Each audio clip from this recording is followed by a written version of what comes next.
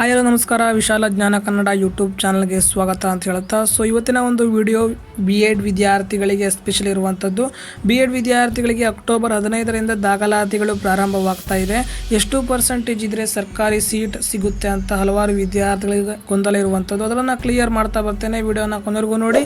ನಮ್ಮ ಚಾನಲ್ಗೆ ಇದುವರೆಗೂ ಸಬ್ಸ್ಕ್ರೈಬ್ ಮಾಡದೆ ಹಾಗೂ ಮೊದಲಿಗೆ ಯಾರು ವಿಡಿಯೋನ ನೋಡ್ತಾ ಇದ್ದರೆ ತಪ್ಪದೆ ಸಬ್ಸ್ಕ್ರೈಬ್ ಮಾಡ್ಕೊಳ್ಳಿ ಹಾಗೂ ನಿಮ್ಮ ಸ್ನೇಹಿತರಿಗೆ ವಿಡಿಯೋನ ಶೇರ್ ಮಾಡಿ ಅಂತ ಹೇಳ್ತಾ ವಿಡಿಯೋ ಶುರು ಮಾಡೋಣ ಬನ್ನಿ.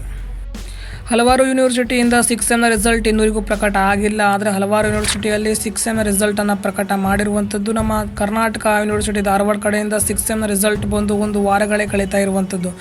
ಹೀಗಾಗಿ 6th ಸೆಮ್ನ ರಿಸಲ್ಟ್ ಬಂದಿರುವಂಥ ವಿದ್ಯಾರ್ಥಿಗಳು BEd ಮಾಡಬೇಕಂತ ಇದ್ದರೆ ಅಕ್ಟೋಬರ್ 15ನೇ ತಾರೀಕಿನಿಂದ ನಿಮ್ಮ ದಾಖಲಾತಿಗಳು ಪ್ರಾರಂಭವಾಗುತ್ತೆ.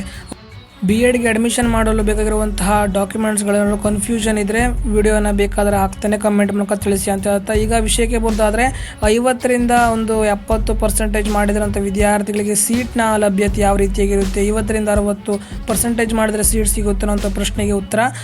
ಈಗ ಅಪ್ಲಿಕೇಶನ್ ಮೇಲೆ ಡಿಪೆಂಡ್ ಆಗಿರುತ್ತೆ. ಎಷ್ಟು ಅಪ್ಲಿಕೇಶನ್ಗಳು ಬಂದಿರುತ್ತೋ ಅದರ ಮೇಲೆ ಡಿಪೆಂಡ್ ಆಗಿರುತ್ತೆ. ಒಂದು ವೇಳೆ 17,000 ಅಪ್ಲಿಕೇಶನ್ ಅಥವಾ 12,000 ಅಪ್ಲಿಕೇಶನ್ ಬಂದಿದ್ದರೆ ಅಷ್ಟೇ ಒಂದು ಸೀಟ್ಗಳು ಲಭ್ಯವಾದಲ್ಲಿ ನಿಮಗೆ 50% ಅಥವಾ 60% ಇದ್ರೂ ನೀವು ಕೂಡ ಒಂದು ಸೀಟ್ನಲ್ಲಿ ಒಂದು ಫಸ್ಟ್ ರೌಂಡ್ನಲ್ಲಿ ಸೆಲೆಕ್ಷನ್ ಆಗಿಬಿಡ್ತೀರಾ.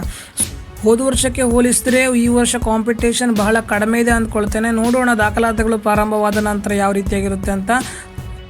ಆಲ್ಮೋಸ್ಟ್ ಆಗಿ 68-70 ಮಾಡಿರುವಂಥ ಎಲ್ಲ ಒಂದು ವಿದ್ಯಾರ್ಥಿಗಳಿಗೂ ಒಂದು ಸರ್ಕಾರಿ ಸೀಟ್ ಸಿಗುವಂಥ ಚಾನ್ಸಸ್ ಬಹಳ ಇರುತ್ತೆ.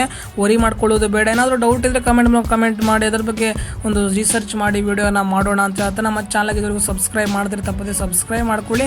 ಏನೇನಾದರೂ ಡೌಟ್ ಇದ್ದರೆ ಕಮೆಂಟ್ ಮಾಡಿ. ನಮ್ಮ ಇನ್ಸ್ಟಾಗ್ರಾಮ್ ಪೇಜ್ ಕೂಡ ಇದೆ, ಅಲ್ಲೂ ಒಂದು ಪ್ರಶ್ನೆಗಳನ್ನು ಕೇಳ್ಬೋದು, ನಿಮ್ಮ ಡೌಟ್ಗಳನ್ನು ಕ್ಲಿಯರ್ ಮಾಡ್ಕೊಳ್ಬೋದು ಅಂತ ಹೇಳ್ತಾ ಮುಂದಿನದಲ್ಲಿ ಮತ್ತೆ ಸಿಗೋಣ. ಜೈ ಹಿಂದ್, ವಂದೇ ಮಾತರಂ.